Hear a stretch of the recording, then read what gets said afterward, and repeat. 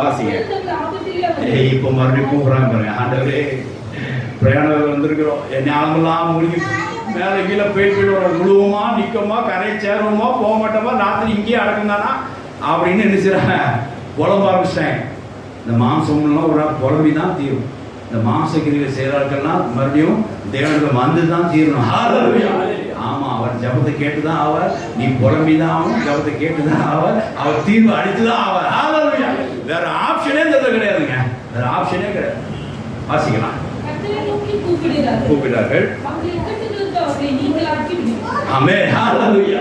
இப்போ கூப்பிடுறாங்க. என்னடா மறுவத்துல பாருங்க, எப்படி வருது பாருங்க. ஆமென், ஹalleluya. கர்த்தரால் முடியும். கொந்தளிப்பை அமர்த்துகிறார். அடங்கிட்டானா? அடங்கினது கடல் அழல்ல, அடங்கினது யாது? துள்ளி குசம் ஞானத்தெல்லாம் ஜெயிச்சு துள்ளி குசம் அவ அடங்கினா பாருங்க. கடல் மட்டும் அடங்கல, அந்த மனுஷன் சேர்ந்து